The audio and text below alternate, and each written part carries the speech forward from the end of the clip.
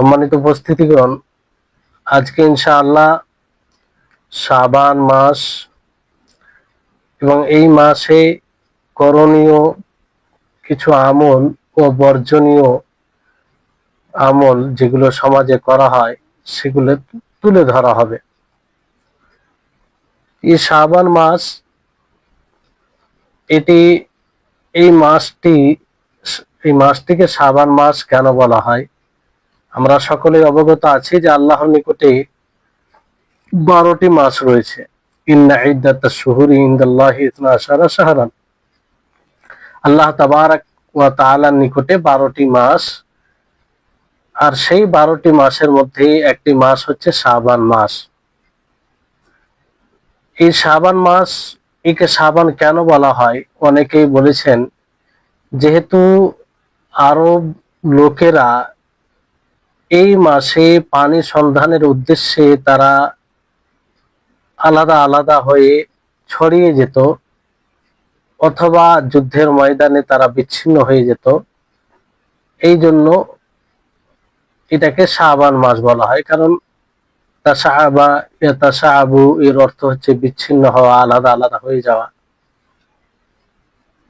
আর এই মাসটি রজব ও রমাজান এই মাসের মধ্যে একটি ঘাটি, 2 মাসের মাঝে।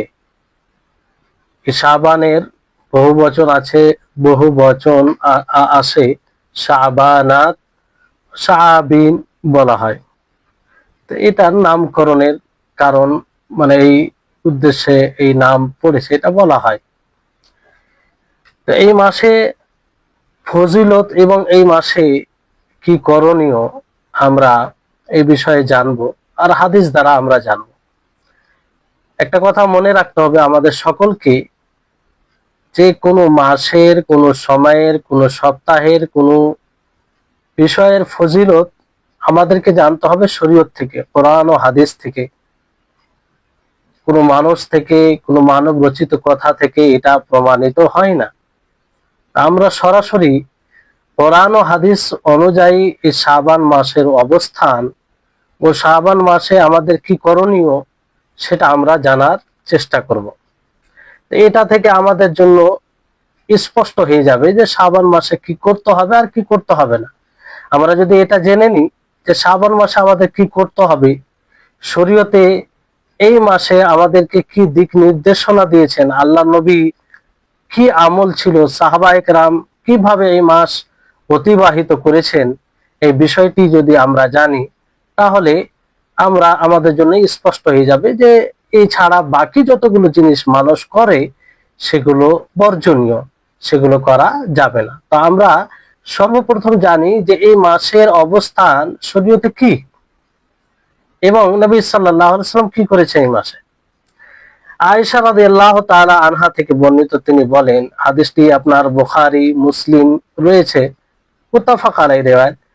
তিনি বলেন যে কানা রাসূলুল্লাহ সাল্লাল্লাহু আলাইহি ওয়াসাল্লাম ইয়াসুমু হাত্তা নাকুলা লা ইফতিরু।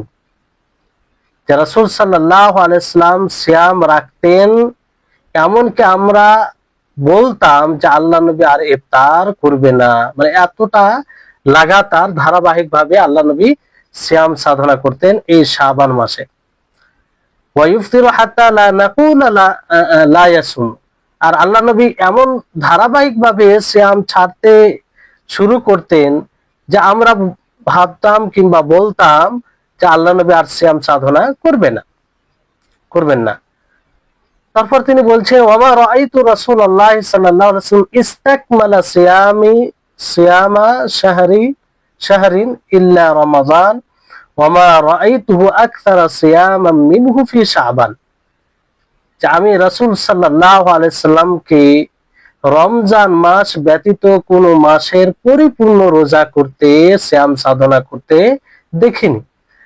রমজান মাস ছাড়া সবচেয়ে বেশি সিয়াম সাধনা করতে, রোজা রাখতে আল্লাহর নবীকে যে মাসে দেখেছি সেই মাসটি হচ্ছে শাবান মাস।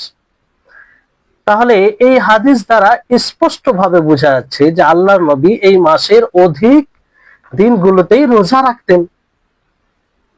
তাহলে আমাদেরকে রোজা রাখতে হবে, আল্লাহ নবী রোজা রাখতেন। এই জন্য বিদ্যানগণের এক বড় জামাত আব্দুল্লাহ ইবনুল মুবারক থেকে নিয়ে অনেকেই, সকলেই এটাকেই প্রাধান্য দিয়েছেন যে নবী সাল্লাল্লাহু আলাইহি সাল্লাম শাবান মাসের পুরোপুরি রোজা রাখেন, শাবান মাসের অধিক দিনে রোজা রেখেছেন, কিন্তু পুরো শাবান মাসের সিয়াম সাধনা করেনি। আর এই কথার সাক্ষী দেয় অন্য একটি রিওয়ায়াত আয়েশা রাদিয়াল্লাহু তাআলা আনহা থেকে বর্ণিত। সেই হাদিসটি আপনার সহিহ মুসলিমের হাদিস, যে তিনি বলেন, মা আলিমতুহু তাআনিন নবী সাল্লাল্লাহু আলাইহি ওয়াসাল্লাম সামা শাহরান কুল্লাহু ইল্লা রমাজান। আমি জানি না কি নবী করিম মুহাম্মদ সাল্লাল্লাহু আলাইহি ওয়াসাল্লাম রমজান ব্যতীত অন্য কোন মাসের পুরো মাসের সিয়াম রেখেছেন। তাহলে পুরো শাবান মাসে তিনি সিয়াম সাধনা করেনি। তারপর আব্দুল্লাহ ইবনে আব্বাস থেকে বর্ণিত, তিনি বলেন যে মা সামা রাসূলুল্লাহ সাল্লাল্লাহু আলাইহি ওয়াসাল্লাম শাহরান কামিলান গায়রা রমাজান, যে রাসূল সাল্লাল্লাহু আলাইহি ওয়াসাল্লাম পরিপূর্ণ রমজান ব্যতীত কোন মাসের পরিপূর্ণ সিয়াম সাধনা রোজা রাখেননি। এই জন্য আব্দুল্লাহ ইবনে আব্বাস তিনি শাবান মাসে রমজান ব্যতীত কোন মাসের অন্য কোন মাসের পুরো মাসের সিয়াম সাধনাকে অপছন্দ করতেন। কারণ তিনি বর্ণনা করছেন যে আল্লাহ নবী তিনি ভালোভাবে জানতেন যে আল্লাহ নবী কোন মাসের পরিপূর্ণ রোজা রাখেননি রমজান মাস ব্যতীত, তো অন্য কেউ কেন রাখবে? পুরো মাসের রোজা রাখাটাও পছন্দ করতেন, কারণ আল্লাহ নবী এইভাবে রোজা রাখেননি। ইবনু হাজার রাহিমাহুল্লাহ তিনি বলেন যে শাবান মাসে নফল রোজা তাতাওয়ান এটা অধিক ভাবে রাখতেন, শাবান মাসের অধিক দিনে সিয়াম সাধনা তিনি করতেন। ওসামা বিন যায়েদ রাদিয়াল্লাহু আনহুমা থেকে বর্ণিত, তিনি বলেন যে কুলতু ইয়া রাসূলুল্লাহি লাম আরাকা তাসুমা মিন শাহরিন মিন শুহুরি মা তাসুমু মিন শাবান, যে হে আল্লাহর রাসূল, আমি আপনাকে শাবান মাসে যতটা সিয়াম সাধনা করতে দেখছি, রোজা পালন করতে দেখছি, ততটা অন্য কোন মাসে আপনাকে সিয়াম রাখতে দেখি না। তিনি বলেন যাকা শাহরুন তাগফুলুন নাসু ফীহি আনহু, আল্লাহ নবী বলে যে এটা এমন মাস যে মাসে মানুষ গাফিল হয়ে থাকে। আর সেই মাসটি কোনটি? বাইনা রজব ও রমজান, রজব ও রমজান মাসের মাঝে, অর্থাৎ শাবান মাস। ওয়া হুয়া শাহরুন তুরফাউ ফীহিল আমালু ইলা রাব্বিল আলামিন, অথচ এই মাসটি এমন মাস যে মাসে আমল সমূহ রব্বুল আলামিনের নিকটে উঠানো হয়। ওয়া উহিব্বু আন ইউরফা আমালি ওয়া আনা সাইম, আর আমি পছন্দ করি যে আমার আমল সিয়ামরত অবস্থায় আল্লাহর নিকটে উঠানো হোক। আল্লাহু আকবার। তাহলে এই হচ্ছে বিষয়, আল্লাহর নবী সিয়াম বেশি বেশি করে রাখতেন শাবান মাসে, তার একটি কারণ এখানে পেয়ে গেলেন। শাবান মাসে আল্লাহ নবী বেশি বেশি করে সিয়াম রাখতেন, তার কারণ ইনশাআল্লাহ বলা হবে। তো এটি একটা হাদিস, এই হাদিসটা আপনার নাসাইতে রয়েছে, আল্লামা আলবানী বিশুদ্ধ হাদিস বলে একটা দিয়েছেন। তারপর আবু দাউদের একটি হাদিস রয়েছে, তিনি বলেন যে কানা আহাব্বু শুহুরি ইলা রাসূলিল্লাহ সাল্লাল্লাহু আলাইহি ওয়াসাল্লাম আইয়াসুমাহু শাবান সুম্মা ইয়াসিলুহু বিরমাজান, যে আল্লাহর রাসূল সাল্লাল্লাহু আলাইহি সাল্লামের নিকটে সর্বপ্রিয় মাস কি ছিল? শাবান মাসে রোজা। এই জন্য তিনি শাবান মাসে রোজা রাখতেন, তারপরে পরে রমজান মাসের সিয়াম সাধনা রাখতেন।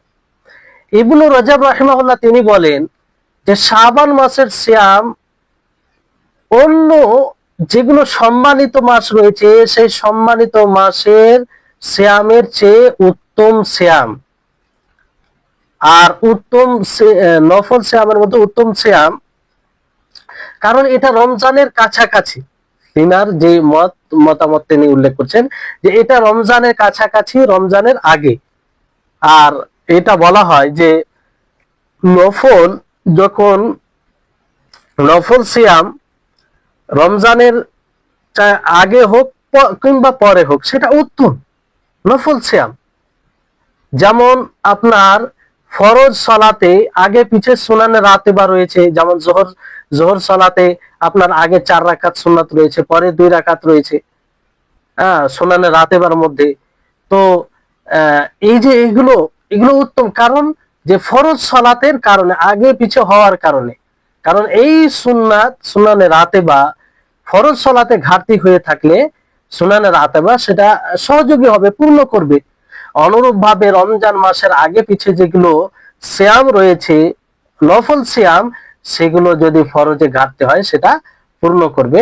এই দিক দিয়ে উনি উল্লেখ করেছেন যে শাবান মাসের রোজা এই দিক দিয়ে উত্তম নফল সিয়ামের মধ্যে। ওনার এটি একটা মত শাবান মাসের রোজার ব্যাপারে। তারপরে রাসূল সাল্লাল্লাহু আলাইহি সাল্লামের এই কথা যে শাবান ও শাহরুন ইয়াগফুলুন নাসু আনহু বাইনা রাজব ওয়া রমজান, যে শাবান এমন একটি মাস যে মাসে মানুষ গাফিল হয়ে যায়, আল্লাহ তাআলাকে ভুলে যায়, এটা হাত থেকে মানুষ দূরে সরে যায়। রজব ও রমজানের মাঝে যে মাসটি রয়েছে শাবান মাস। তো আসলে এখানে ইঙ্গিত করা হয়েছে যে শাবান মাসের আগের মাসও গুরুত্বপূর্ণ, পরের মাস তো গুরুত্বপূর্ণ আছেই। আগের মাস বলতে রজব মাস, আর রজব মাসের ব্যাপারে আপনারা জানেন যে এটা সম্মানিত মাসের মধ্যে, হরমতের মাসের মধ্যে। আর শুরুল হরুম মানে যে 4টি সম্মানিত মাস, সেই 4টি মাসের মধ্যে রজব মাস। আর সে 4টি সম্মানিত মাস কি কি? মুহররম, তারপরে এদিকে আপনার জিলকাদা, জিলহিজ্জা, মুহররম, রজব, এই 4টি মাস হচ্ছে সম্মানিত মাস। আর রমজান মাস এটিও সম্মানিত মাস, আর এর মাঝেই শাবান মাস। তো এই শাবান মাসে এই দুইটি গুরুত্বপূর্ণ দুই দিকে মাস থাকার কারণে মানে রজব মাস পার করে মানুষ মনে করে যে না, উত্তম মাস তো অতিক্রম করলাম, এখন একটু রেস্ট করি, কিংবা একটু মানে ইবাদতের দিকে অতটা গুরুত্ব থাকে না, যেহেতু একটা গুরুত্বপূর্ণ মাস অতিক্রম করে আসে। আবার দেখে যে সামনে রমজান মাস আসছে, তো সেই রমজান মাসে ইবাদত করব বেশি বেশি করে, তো ইবাদতের দিকে একটু মনোযোগী কম থাকে। তো এই ক্ষেত্রে এই শাবান মাসে রোজা রাখাটা এমনিতেই উত্তম হয়ে যায়। কারণ আসবে আলোচনায় যে যখন মানুষ উদাসীন থাকে, গাফিল থাকে, সেই সময় ইবাদত করার একটি বিশেষ গুরুত্ব রয়েছে। তো এই জন্য যেটা হাদিসে বলা হলো যে শাবান মাসের রোজা রাখা, আল্লাহ নবী শাবান মাসে রোজা রাখতেন। আর কি কারণে রাখতেন এটা উল্লেখ করেছেন।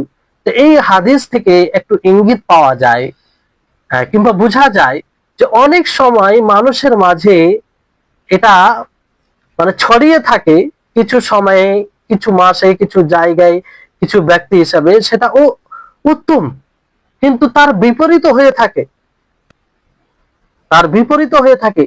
আপনি যে সময় কোনো ফজিলতের বিষয় নেই, সেই সময় যদি আপনি ইবাদত করেন তাহলে সেটা উত্তম হতে পারে। মানে মানুষ যে সময় গাফিল হয়ে থাকে, মানুষ যে সময় ইবাদত থেকে পিছিয়ে থাকে, মানুষ দুনিয়া নিয়ে ব্যস্ত থাকে, সেই সময় যদি আপনি ইবাদত করেন তাহলে এটা উত্তম হবে, এটা উত্তম হবে। এই জন্য এখান থেকে এটা স্পষ্ট হয় যে যখনই মানুষ গাফিল হবে, তখন ইতাআত দ্বারা, আল্লাহর অনুসরণ অনুগত্য দ্বারা সময় অতিবাহিত করা, এটা উত্তম, এটা বড় ফজিলতপূর্ণ কাজ। এই জন্য সালাফদের একটি জামাত তিনারা মুস্তাহাব বলেছেন যে 2 এশার মাঝে সময়কে ইতাআতের মধ্যে, নামাজের মধ্যে সেটাকে অতিবাহিত করা। 2 এশা বলতে একটা হচ্ছে মাগরিব ও ইশা। এই সময়ের মাঝে স্বাভাবিকভাবে মানুষ গাফিল থাকে, স্বাভাবিকভাবে মানুষ গাফিল থাকে। তো ওই সময় ইবাদত করাটা খুব উত্তম, উত্তম ইবাদত। সালাফে সালেহিন এটাকে উত্তম ইবাদত বলতেন, কারণ মানুষ সাধারণত ওই সময় গাফিল হয়ে থাকে, ইবাদত করে না, খুব কমই মানুষ ওই সময় ইবাদতে মগ্ন থাকে। এই জন্য বাজারে যে ব্যক্তি আল্লাহর জিকির করে, বাজারে আল্লাহকে স্মরণ করে, তো এটা বাজারে আল্লাহ তাআলা জিকির করা এটাকেও মুস্তাহাব বলা হয়েছে। কারণ বাজার একটা গাফিল হওয়ার জায়গা, মানুষ বাজারে বেশিরভাগ গাফিল হয়ে থাকে, আল্লাহ তাআলাকে স্মরণ করে না, দুনিয়া নিয়ে ব্যস্ত থাকে, অনেক সময় মানুষ অশ্লীলতায়, শরীয়ত বিরোধী কাজে জড়িয়ে যায়। তো ওই সময় আল্লাহ তাআলা জিকির করা মুস্তাহাব, কারণ ওই সময় তার এই ইবাদতের গুরুত্বটা বেড়ে যায়। এই জন্য আপনি যখনই মানুষ গাফিল থাকে ওই সময় যদি আপনি নিজেকে ইবাদতে ব্যস্ত রাখেন, এর কয়েকটি উপকারিতা রয়েছে। যেহেতু এটার মানে প্রয়োজন আছে আমাদেরকে জানার, আমরা সবসময় চেষ্টা করি যে মানুষ যে সময় গাফিল থাকে, মানুষ যে সময় স্বাভাবিকভাবে ইবাদতে মনোযোগী কম থাকে, ওই সময় নিজেকে ইবাদতে ব্যস্ত করা এটা খুব গুরুত্বপূর্ণ কাজ আর খুব ফজিলতপূর্ণ কাজ। মানুষ ফজিলত মনে করে না, কিন্তু আপনার জন্য আপনি যদি অতি চালাকির সাথে সেই সময়টাকে এতাআত দ্বারা আপনি অতিবাহিত করেন, তাহলে আপনার জন্য এটা ফজিলতপূর্ণ কাজ হয়ে যাবে। এই গাফিল সময়ে ইবাদত করলে কেন? কারণ ওই সময় আপনি ইবাদত করলে আপনার ইবাদতটা গোপনে থাকে, মানুষ বিভিন্ন কাজে ব্যস্ত থাকে, আপনি ইবাদত করছেন, তো মানুষ আপনার ইবাদতের দিকে গুরুত্ব দেবে না, আপনার ইবাদতটা গোপনে থেকে যাবে, আপনার ইবাদত গোপনে থাকবে। আর বিশেষ করে আপনি সিয়াম যদি গোপনে রাখতে পারেন, তো এটা আরো মানে ভালো বিষয় হবে, আল্লাহ এবং বান্দার মাঝে এটা গোপন থেকে যাবে। এই জন্য এতে রিয়ার খুব অবকাশ কম থাকে। এই জন্য কিছু সালাফে সালেহিনদের ব্যাপারে পাওয়া যায় যে তারা বছরের পর বছর রোজা রাখতেন, মানে ধারাবাহিকভাবে রোজা রেখে যেতেন, আর কেউ জানতেই পারতো না। কিভাবে তিনারা রোজা রাখতেন? যে তিনারা বাড়ি থেকে বের হতেন, সাথে রুটি নিয়ে নিতেন, কিংবা যে যে খাবার হতো সেটা নিয়ে নিতেন। নেওয়ার পরে সেই খাবার নিয়ে বাইরে চলে যেতেন, বাইরে গিয়ে কাজে কিংবা কোনো বাইরে গিয়ে কি করতেন, সেই রুটি সাদাকা করে দিতেন আর ওনারা কি করতেন, রোজা সিয়াম রেখে নিতেন। এইদিকে বাড়ির লোক মনে করত যে তিনি ওই রুটি খেয়েছেন, সিয়ামরত অবস্থায় নেই। আর এদিকে বাজারের লোক মনে করত, বাজারে গিয়ে এটা করতেন, তো বাজারের লোক মনে করত যে উনি বাড়িতে খেয়ে এসেছেন। তো এইভাবে মানুষ সিয়াম রাখতো, তারা মানুষ জানতেই পারতো না। এইভাবে অনেক সিয়াম তারা রেখে দিত। এই যে গোপন ইবাদত, এই ইবাদত আল্লাহর নিকটে খুব পছন্দনীয়। তো সালাফে সালেহিন তিনারা এইভাবে সিয়াম রাখতেন এবং সিয়ামকে গোপনে রাখাটা পছন্দ করতেন। এই জন্য আব্দুল্লাহ ইবনে মাসউদ তিনি বলেন যে ইদা আসবাহতুম সিয়ামান ফাসবিহু মুদ্দাহিনিন, যে যখন তোমরা সিয়ামরত অবস্থায় সকাল করবে, তখন তোমরা তৈলাক্ত অবস্থায় সকাল করবে। তৈলাক্ত অবস্থায় মানে কি, তোমার শরীরে তেল থাকবে, তাহলে এতে কি হবে? এতে কাতাদা বলেন ইস্তাহিব্বু লিস-সাইমি আন ইয়াদাহিনা হাত্তা তাযহাবা আনহু গাবরাতুস সিয়ামি, যে হ্যাঁ, যে সাইমের জন্য, সিয়াম পালনকারীর জন্য মুস্তাহাব হবে সে যেন তেল ব্যবহার করে শরীরে সিয়ামরত অবস্থায়, যাতে সিয়ামের যে একটা একটা থাকে, সিয়াম রাখতে গেলে একটা শুষ্ক ভাব থাকে, একটা রোজা ভাব দেখা যায়, চেহারা দেখে বোঝা যায় যে কিছু খায়নি, এরকম একটা বোঝা যায়। ওই জিনিসটা যেন দূর হয়ে যায়, মানুষ যেন জানতে না পারে। সিয়াম রাখলে মানুষের চেহারাটা একটু শুকনো থাকে, কিছু খায়নি এরকম একটা মনে হয়, কিন্তু নিজেকে যদি তেল তেল দিয়ে মানে একটু ঠিক রাখে, তো ওই রকম অতটা কম বোঝা যায়। মানে উদ্দেশ্য হচ্ছে যে ইবাদতকে গোপনে রাখা। তাহলে এই হচ্ছে, আর মানুষ যখন গাফিল হবে তখন ইবাদত করাটা এই জন্য গুরুত্বপূর্ণ হয়ে যায় যে ওই সময় ইবাদত করাটা কঠিন, ইবাদত করাটা বেশি কঠিন। আর যত আপনি কঠিন অবস্থায় ইবাদত করবেন, ততই আপনার নেকি, সৎ আমল এর গুরুত্ব বেড়ে যায়। কারণ ওই সময় মানুষ কি করে, বিভিন্ন কাজে ব্যস্ত থাকে, দুনিয়ার বিভিন্ন কাজে, পার্থিব বিভিন্ন কাজে ব্যস্ত থাকে, কিন্তু আপনি নিজেকে ইবাদতে মগ্ন রেখেছেন, আপনি ইবাদতে নিজেকে মনোযোগী করে রেখেছেন, তাহলে এতে কি, এতে আপনার ইবাদতের গুরুত্ব বেড়ে যায়। এই জন্য বলা হয়, একটি হাদিস রয়েছে, খুব গুরুত্বপূর্ণ হাদিসটি আমাদেরকে স্মরণে রাখা উচিত আর বিশেষভাবে গুরুত্ব দেওয়া উচিত। যখন দেখবেন মানুষ গাফিল হয়ে আছে, মানুষ দুনিয়া নিয়ে ব্যস্ত, অতি মানে আনন্দিত, এত আনন্দ, এত খুশি, এত মানে নিয়ামতে থাকছে যে ইবাদতে তাদের কোনো গুরুত্ব নেই, ওই সময় আপনি নিজেকে পৃথক করে ওই সময়টা যদি আপনি ইবাদতে কাটাতে পারেন, তা আপনি ধন্য। আল্লাহ নবী মুহাম্মদ সাল্লাল্লাহু আলাইহি ওয়াসাল্লাম বলেন, আল ইবাদাতু ফিল হারাজি কাল হিজরাতি ইলাইয়া, যে ফিতনার সময় ইবাদত আমার দিকে হিজরতের সমতুল্য। তাহলে চিন্তা করুন কেন এটা? কারণ ফিতনার সময় মানুষ প্রবৃত্তির অনুসরণ করে, মানুষ মানে নিজের মন মতো খেয়াল খুশি মতো জীবন যাপন করে, ইবাদতে মনোযোগী হয় না, ইবাদতে মন লাগে না। আর ওই সময় যদি আপনি নিজেকে ইবাদতে মনোযোগী রাখেন, ইবাদতে সময় অতিবাহিত করেন, তাহলে এতে কি হবে যে আপনি কষ্টের সময় নিজেকে এতাতে ব্যস্ত রেখেছেন। এটা গুরুত্বপূর্ণ কাজ হবে, এই হাদিসের অন্তর্ভুক্ত হবেন যে আপনি ফিতনার সময় আল্লাহর ইবাদত করছেন। তো মানুষ যে সময় গাফিল, এই কথাগুলো কেন বললাম? এই যে শাবান মাসে প্রায় মানুষ দেখবেন গাফিল হয়ে থাকে, কারণ সে মনে করে যে সামনে রমজান মাস আসছে, দেখা যাবে সেই মাসে আমরা বেশি বেশি করে ইবাদত করবো, এই জন্য এই মাসে গুরুত্ব কম থাকে। তো এইরকম মাসে বেশি বেশি করে ইবাদত করা উচিত, যেটা আল্লাহ নবী করতেন, আল্লাহ নবী করতেন। এবার আসুন যে এখানে আল্লাহর নবী এই রমজান শাবান মাসে সিয়াম কেন বেশি রাখতেন? সিয়াম কেন বেশি রাখতেন আল্লাহ নবী? এটার কারণ কি? এর কারণ হিসাবে একটা কারণ উল্লেখ করা হয়েছে যে আল্লাহর নবী নফল যতগুলো ইবাদত করতেন সেটাকে বাকি রাখতেন, তিনি অনড় থাকতেন, সেটা করতেন, সেটা ছুটে গেলে আপনি কাজা করতেন। তা আপনার এটা পদ্ধতি ছিল। এই জন্য আল্লাহ নবী মাসে 3টি সিয়াম সাধনা করতেন, আর সাপ্তাহিক সিয়াম গুলো রাখতেন। তো নবী সাল্লাল্লাহু আলাইহি ওয়াসাল্লাম অনেক সময় ব্যস্ততার কারণে, সফরের কারণে রাখতেন না।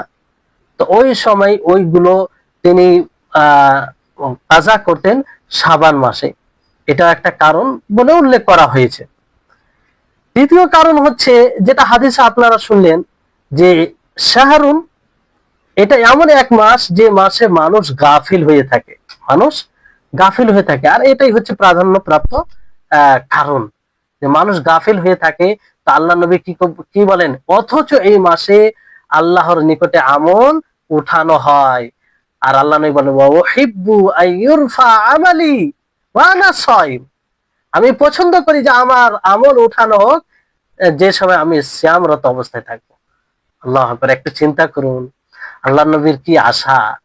কারণ সিয়ামরত অবস্থায় যদি আমল উপস্থাপন করা হয় তাহলে এটা একটা মানে ভালো আশা। আর আল্লাহ নবী তিনি সর্বোত্তম নবী, সাইয়্যিদুল আম্বিয়া, তিনার আগে পিছে সমস্ত গুনাহ মাফ করে দেওয়া হয়েছে, অথচ আল্লাহ নবীর এই আশা। তা আমাদেরকে এই আশা করতে হবে না? আমরাও এই আশা রাখবো এবং এই আশা করে আমরা শাবান মাসে যত দূর পারি, যতটুকু সাধ্য আছে আমরা বেশি সিয়াম রাখার চেষ্টা করব।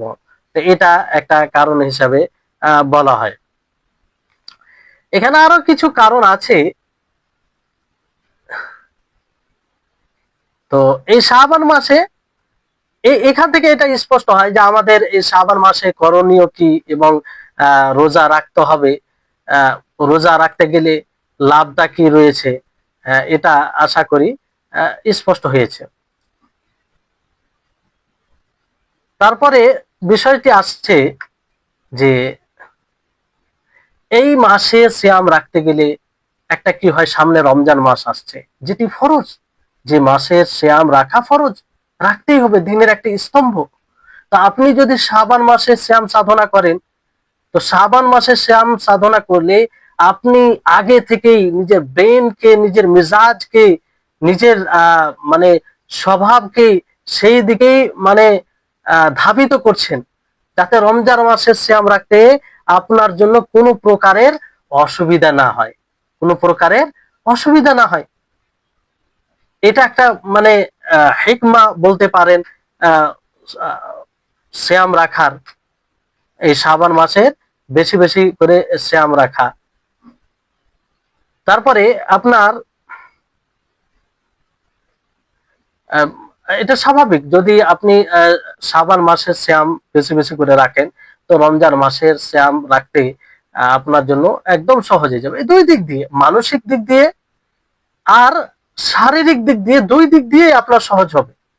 মানসিক দিক দিয়ে এই এই জন্য সহজ হবে যে আপনি যেহেতু শাবান মাসের সিয়াম রেখেছেন, রাখলেন, কেন রাখলেন? অবশ্য নবী সাল্লাল্লাহু আলাইহি ওয়াসাল্লামকে ফলো করে, যে আল্লাহ নবী রেখেছেন। তো এখানে যদি এতটুকু আপনি ফলো করেছেন, তো রমজান মাস যেই মাসের সিয়ামকে আল্লাহ তাআলা ফরজ করেছেন, যেটি ইসলামের স্তম্ভ, সেটাকে আরো আপনি পালনের জন্য অগ্রগামী হবেন, আরো আপনি প্রস্তুত হবেন মানসিক দিক দিয়ে। এখানে আপনার এতটা মানসিক আপনি তৈরি করে নিয়েছেন নফল সিয়ামের ক্ষেত্রে, তাহলে সেই সিয়ামের ক্ষেত্রে আরো মানসিক ভাবে আপনি মজবুত হয়ে যাবেন। এটা একটা লাভ।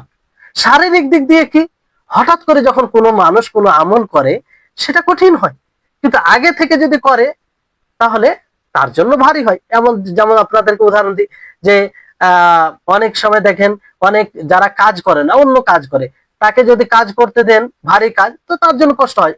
আবার ওই কাজটাই যখন করে করে সে অভ্যস্ত হয়ে যায়, তার জন্য হালকা হয়ে যায়। আপনি শাবান মাসের 6টা 7টা 8টা 9টা যতটা পারলেন আপনি শ্যাম সাধনা করলেন, তারপর রমজান মাসে শ্যাম রাখতে আপনার জন্য অসুবিধা হবে হবে না। এই জন্য দেখবেন রমজান মাসে হঠাৎ করে শ্যাম রাখে, এই বলে আজকের দিনটা খুব কষ্টতে পার হলো, পিপাসার্ত ছিলাম, এই ছিলাম ওই ছিলাম, খুব কষ্ট।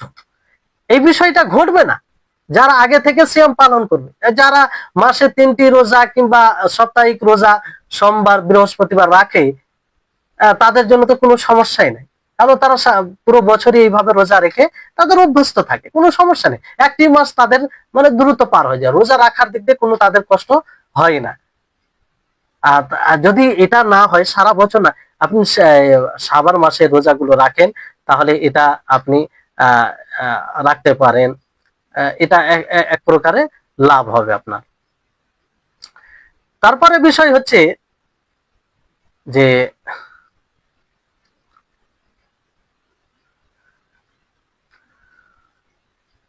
হ্যাঁ, এক মিনিট।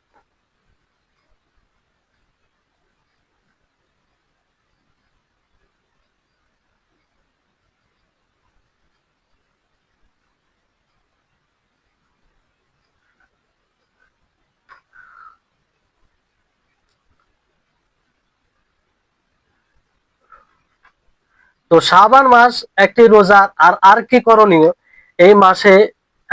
বেশি বেশি করে যেগুলো হয়তো কাজা হয়ে আছে, যে শ্যামগুলো কাজা হয়ে আছে, তার আমরা কি করব, এটাকে কাজা কাজা করে নিব। মানে যেগুলো শ্যাম রাখা হয়নি, সেটা অনেক ক্ষেত্রে শ্যাম হতে পারে, রমজান মাসের শ্যাম হতে পারে, রমজান মাসের শ্যাম হতে পারে, অনেক মাও খালাদের বোনদের শ্যাম বাকি থাকতে পারে, কারণ তাদের প্রত্যেক মাসে এটা সমস্যা হয়, ব্লাড আসে, সে কারণে মাসে 5টা 6টা 7টা 8টা শ্যাম তাদের মানে এইভাবে তারা রাখতে সক্ষম হয় না।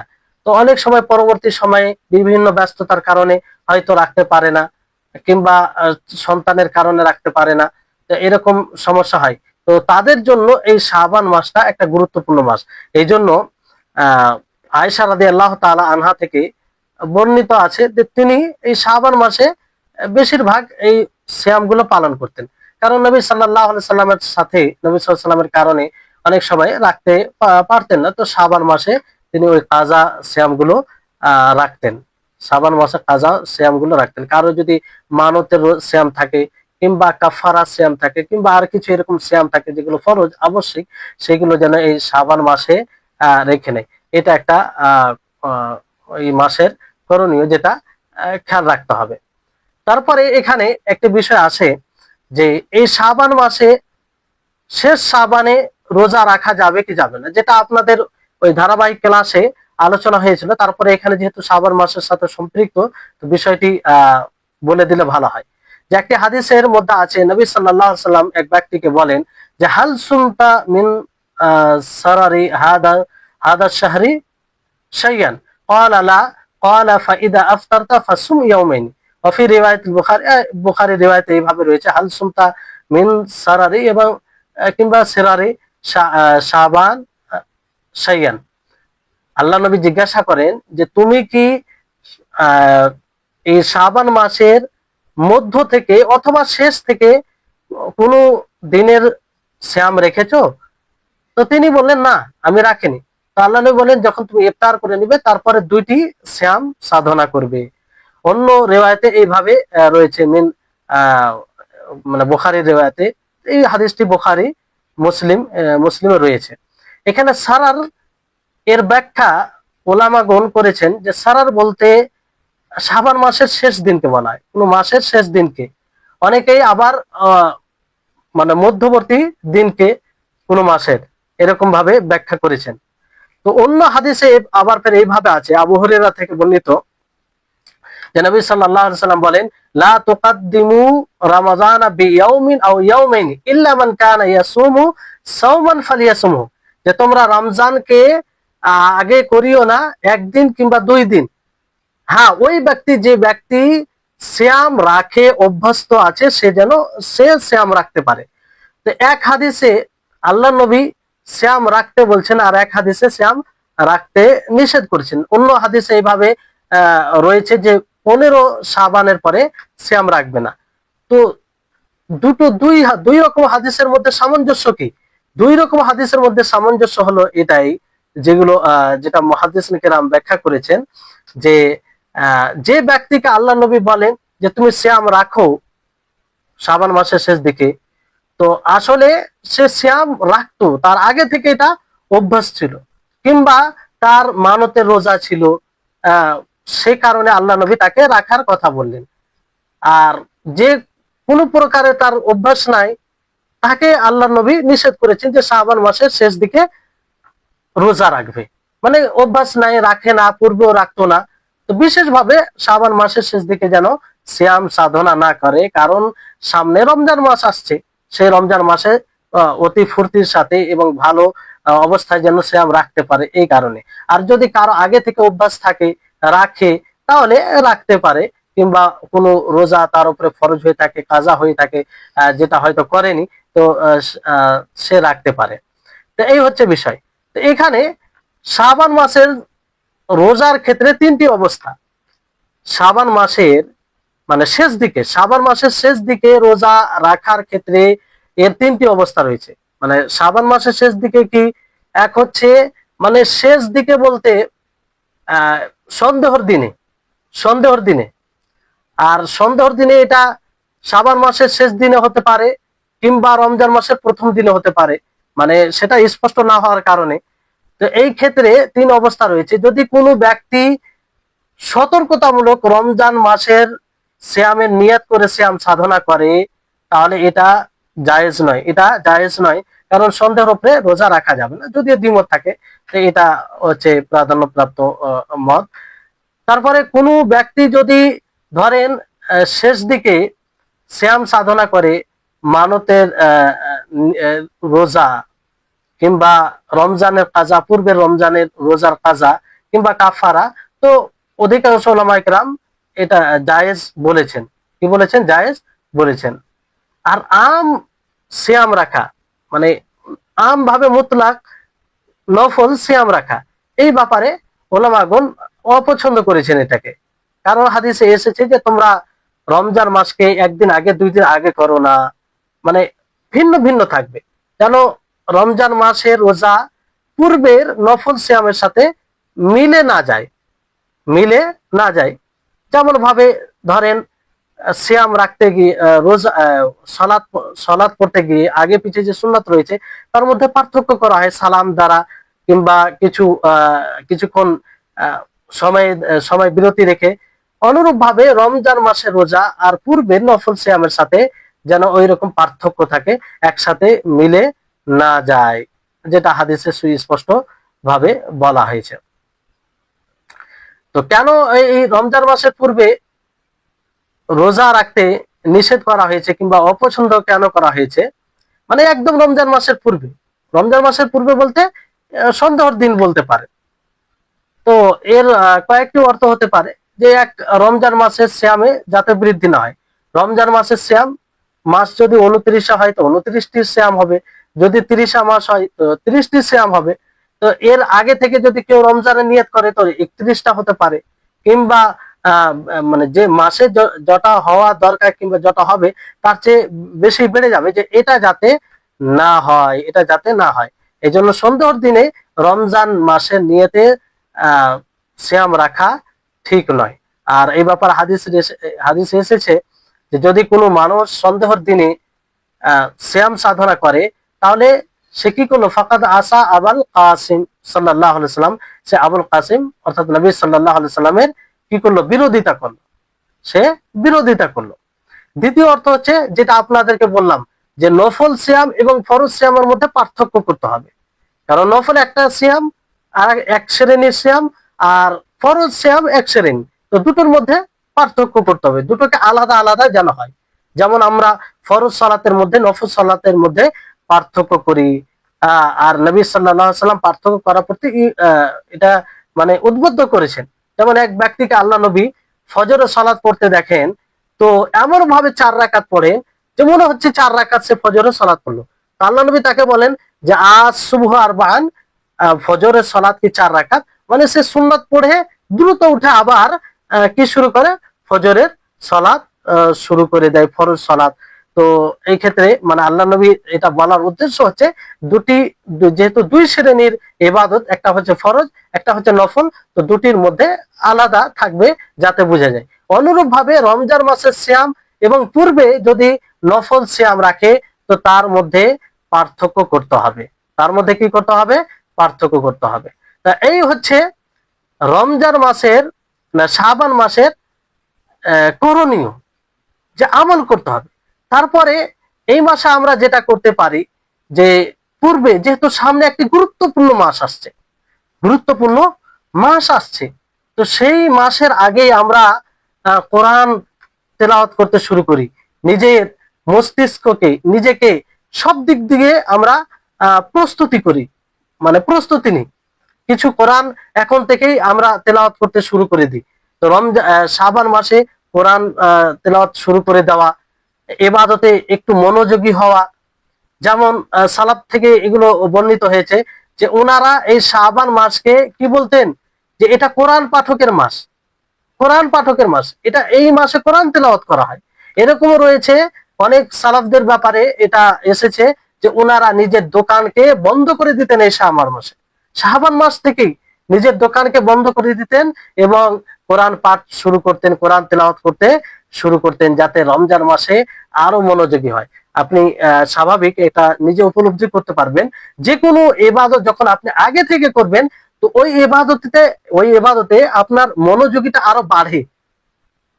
হ্যাঁ, মানে আপনি ইবাদত এইভাবে করবেন যে আল্লাহ তাআলা কে আপনি দেখছেন, এটা যদি সম্ভব না হয় তো আল্লাহ তাআলা আপনাকে দেখছে, তো এই অনুভূতিটা আপনার নিয়ে আসতে সহজ সহজ হবে। যেমন আপনি ফরজ সালাত, কোনো ব্যক্তি যদি আজানের আগেই চলে যায় কিংবা আজান হওয়া মাত্রই সেখানে পৌঁছে যায়, তাহলে তার আগে সুন্নাহ পড়বে, সুন্নাহর আগে কিছুক্ষণ বসবে, দোয়া করবে, তারপর যে ফরজ সালাতটা পড়বে, সে যতটা মনোযোগী হয়ে পড়বে, ঠিক অতটা মনোযোগী হয়ে পড়া ওই ব্যক্তির পক্ষে সম্ভব হবে না যে সরাসরি এসে জমাতে অংশগ্রহণ করে, যে সরাসরি এসে জমাতে অংশগ্রহণ করে, তার জন্য সম্ভব হবে না। কারণ সে আগে থেকে সব দিক দিয়ে প্রস্তুত নয়, নিজেকে অতটা ধাবিত করেনি। তো অনুরূপ ভাবে আমরা যদি শাবান মাসে একটু ইবাদত শুরু করে দিই, কোরআন তেলাওয়াত বেশি বেশি করতে আরম্ভ করি, তাহলে রমজান মাসে আমরা সহজেই এই দিনে বেশি বেশি করে কোরআন তেলাওয়াত করতে পারবো, বেশি বেশি করে কি করতে পারবো, কোরআন তেলাওয়াত করতে পারবো। তারপরে আসুন যে এই মাসে কি বর্জনীয়, কি কি আমল হয়। তাহলে একটা স্পষ্ট বিষয় জেনে গেলেন আপনারা, আপনাদের জন্য আশা করি স্পষ্ট হয়ে গেছে যে এই মাসে যেটি গুরুত্বপূর্ণ বিষয় হচ্ছে যে বেশি বেশি করে শ্যাম সাধনা করা, যতদূর পারবেন আপনি বেশি বেশি করে শ্যাম সাধনা করা, 7টা 8টা 15টা পর্যন্ত। কিন্তু 15 শাবানের পরে রোজা থেকে বিরত, যদি কোনো ফরজ কিংবা আগে থেকে অভ্যাসগত রোজা না থাকে, তো না রাখাটাই উত্তম, না রাখাটাই উত্তম। বাকি যতদূর পারবেন আপনি শ্যাম সাধনা করবেন। এবার এখানে বিষয় হচ্ছে তারপরে কোরআন পাঠ করা, আরো বিভিন্ন প্রকারের ইবাদত যেগুলো রয়েছে তাতে মনোযোগী হওয়া, যাতে আপনি রমজান মাসে ভালো করে ইবাদত করতে পারেন। এই শাবান মাসের ফজিলত সম্পর্কে কি কোনো হাদিস আছে? এবার আসুন যে মানুষ এই শাবান মাসকে কেন্দ্র করে যেগুলো বর্জনীয় আমল করে, মানে যেগুলো কোরআন হাদিস বিরোধী, যেটা আমাদেরকে ছাড়তে হবে, যেগুলো বর্জনীয় আমল। একটি হাদিস শাবান মাসের ফজিলতে যতগুলো হাদিস রয়েছে সমস্ত হাদিস জয়ীফ, দুর্বল। একটি হাদিসের ব্যাপারে অনেকেই হাসান বলেছেন, অনেকেই হাদিসটিকে হাসান বলেছেন, ইমাম আলবানী রাহিমাহুল্লাহ হাসান বলেছেন, তারপরও ওই হাদিসকে আবার অন্য অন্য মুহাদ্দিসগণ মানে জয়ী বলেছেন। তার বিভিন্ন শাওয়াহিদ থাকার কারণে হাসান হয়েছে। তো যাই হোক, হাদিসটি যদি হাসান হয়, সহিহ মানে নেওয়া যায়, তার মানে এটা নয় যে ওই রাত্রে বিশেষভাবে ইবাদত। 15 শাবানের ব্যাপারে, 15 শাবানের রাত্রি যাকে শাবে বারাত বলে মানুষ মনে করে, সেই হাদিসটি কি, যে আল্লাহ নবী মুহাম্মদ সাল্লাল্লাহু আলাইহি সাল্লাম বলেন যে আল্লাহ তাবারক ওয়া তাআলা মাখলুকের দিকে 15 শাবানের রাত্রিতে তাকান আর তার বান্দাদেরকে, তার সকল বান্দাদেরকে ক্ষমা করে দেন। দুই প্রকার বান্দা ছাড়া, এক হচ্ছে যার হৃদয়ে শত্রুতা থাকে, কারো প্রতি ঘৃণা থাকে, বিদ্বেষ থাকে, আর এক ব্যক্তি যে মুশরিক মানে শিরক করে, কি করে, শিরক করে। এই দুজনকে ছাড়া আল্লাহ তাআলা সকলকে মাফ করবে। তো এখানে এইভাবে হাদিসটি রয়েছে। তো এই হাদিসকে সামনে রেখে অনেকেই বলে যে 15 শাবানের রাত্রিতে বিশেষভাবে ইবাদত করতে হবে, কিন্তু এখানে বিশেষভাবে ইবাদতের কোনো উল্লেখ নেই। এটা একটা ফজিলত রয়েছে, যেমন প্রত্যেক রাত্রের ব্যাপার আছে যে আল্লাহ তাআলা শেষ রাত্রে নিচে আসমানে আসে, আল্লাহ তাআলা ডাক দেয় যে আছে কোনো বান্দা যে আমার কাছে ক্ষমা চাইবে, আমি ক্ষমা করব, আমার কাছে রুজি চাইবে, আমি রুজি দেব, বিশুদ্ধ হাদিস দ্বারা প্রমাণিত। তো সেটা দ্বারা, তো যদি এটা দ্বারা এইভাবে আমরা দলিল উপস্থাপন করি যে এটা থেকে বোঝা যাচ্ছে যে সে রাত্রে বিশেষভাবে ইবাদত করতে হবে, তাহলে প্রত্যেক রাত্রে আমাদেরকে বিশেষভাবে ইবাদত করতে হবে। তো যদি এটা সঠিক মেনে নেওয়া যায়, তাহলে সঠিক তাহলে এটা প্রমাণ হয় না যে আমরা সেই রাত্রে বিশেষভাবে ইবাদত করবো। আর সর্বোপরি বিষয়টি মনে রাখতে হবে যে আল্লাহর নবী এই রাতকে কিভাবে কাটিয়েছেন, সাহাবায়ে কেরাম কিভাবে কাটিয়েছেন। ওনাদের না নবী সাল্লাল্লাহু আলাইহি সাল্লাম থেকে, না সাহাবায়ে কেরাম থেকে কোনো এরকম রিওয়ায়াত পাবেন না যে তিনারা এই 15 শাবানের রাত্রিতে কি করেছেন, বিশেষভাবে ইবাদত করেছেন, বিশেষভাবে ইবাদত করেছেন, এরকম কোনো প্রমাণ নেই।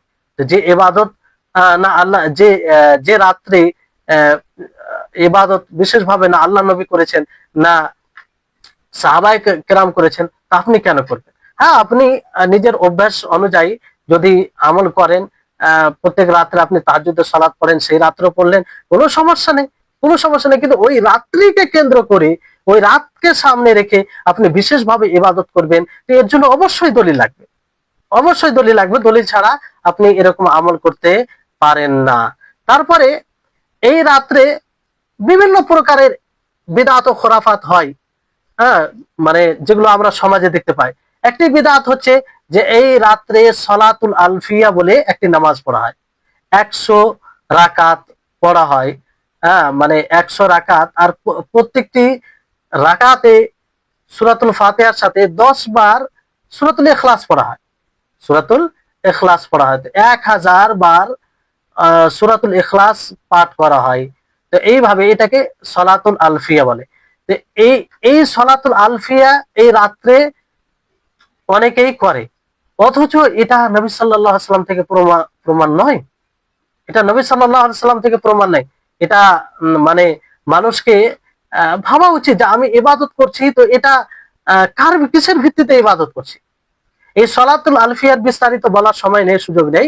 এই সলাতুল আলফিয়া যখন শুরু হয় 448 হিজরিতে কোন একজন ইবনে আবি হামরা নামক ব্যক্তি শুরু করেছিল বাইতুল মাকদিসে। তার কণ্ঠস্বর খুব ভালো ছিল, তাকে দেখা দেখে ধীরে ধীরে 1 2 3 4 5 করে মানুষ পড়তে আরম্ভ করে, এইভাবে ছড়িয়ে যায়। তো যেই ইবাদত নবীর যুগে ছিল না, যেই ইবাদত শরীয়তের, নবীর যুগে শরীয়তের অংশ ছিল না, এটা পরবর্তী সময়ে শরীয়তের অংশ হবে? এটা কোনোদিন হতে পারে না, এটা কোনোদিন হতে পারে না। এই জন্য ইমাম মালিক রাহিমাহুল্লাহ তিনি খুব গুরুত্বপূর্ণ দামি কথা বলেছেন যে যেটি শরীয়তের অংশ নবীর জীবদ্দশায় হয়নি, সেটা আজকে কি করে শরীয়তের অংশ হয়ে যেতে পারে? এটা কখনো হতে পারে না। তাহলে এই সলাতুল আলফিয়া একদম বিদআত, খুরাফাত, তার কোনো ভিত্তি নেই, কোনো ভিত্তি নেই, এটা থেকে বিরত থাকবেন। তারপরে এই রাত্রে আপনার বাড়ি ঘরে, মসজিদে মানে আলোকিত করা হয়, চেরাগ মোমবাতি এগুলো জ্বালানো হয়। এটা পুরো মানে অগ্নি পূজকদের সাদৃশ্য গ্রহণ করা, এটা কোথা থেকে এলো?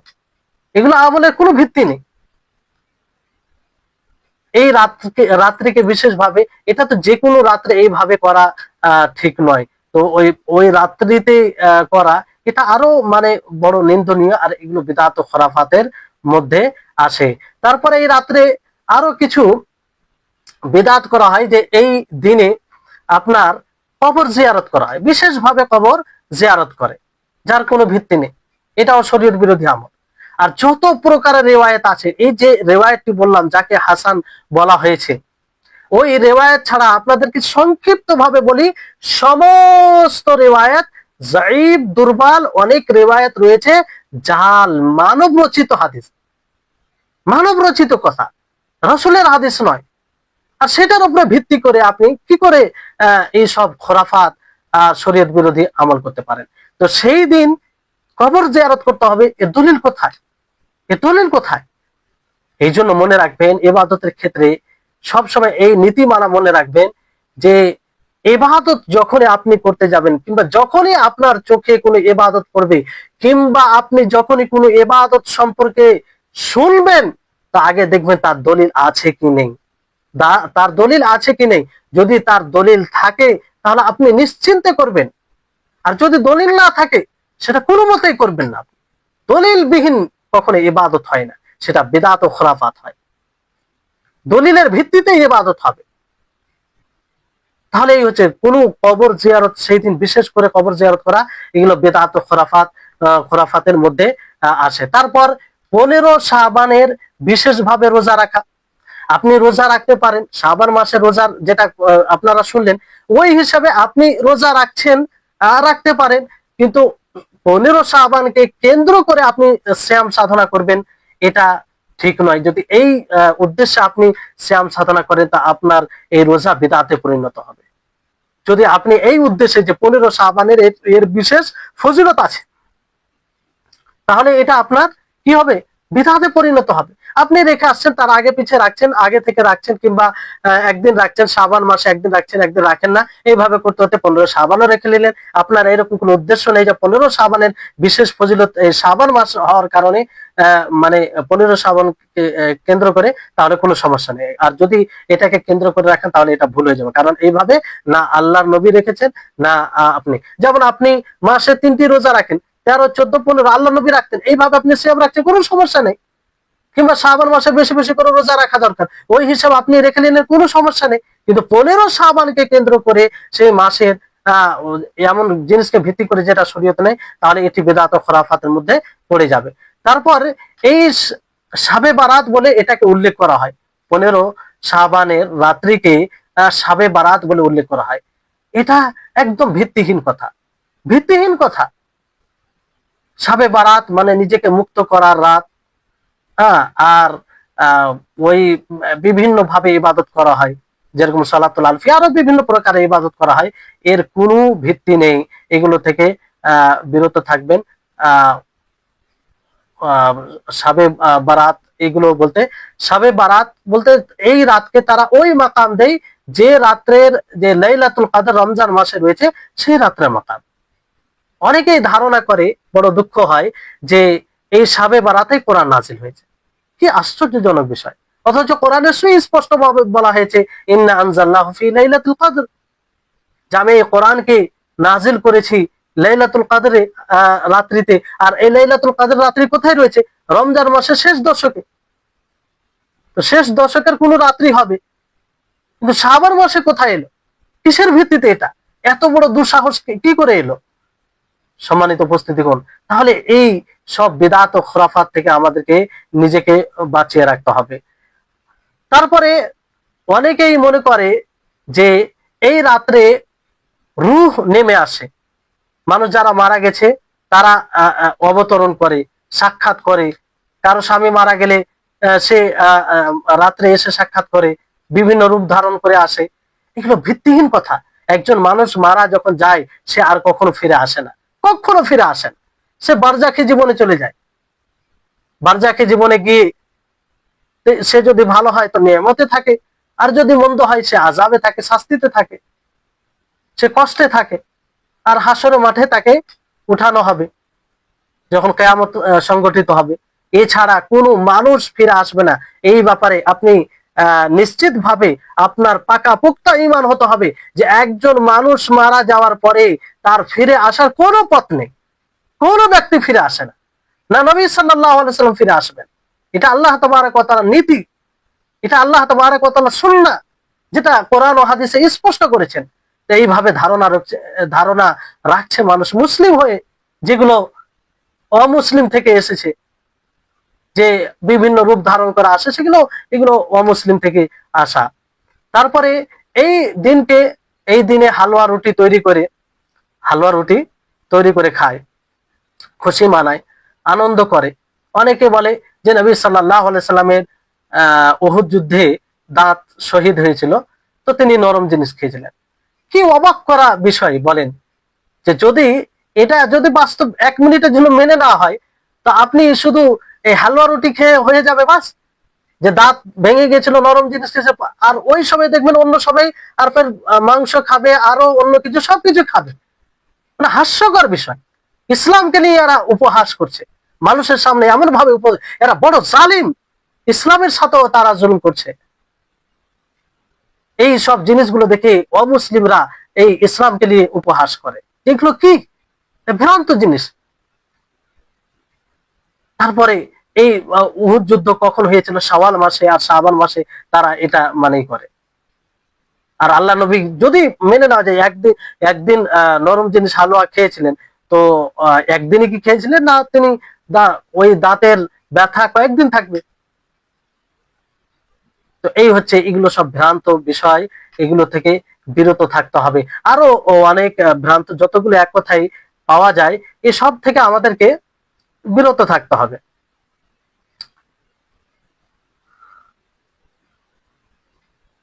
তারপরে আপনাদেরকে যেটা বললাম যে শাবান মাসের ফজিলত সম্পর্কে যতগুলো হাদিস এসেছে সবগুলো জয়ী। আপনারা মনে রাখবেন যে বিদআত একটি খুব ভয়াবহ বিষয়, খুব ভয়াবহ বিষয়। এই বিদআত থেকে আপনারা সতর্ক থাকবেন।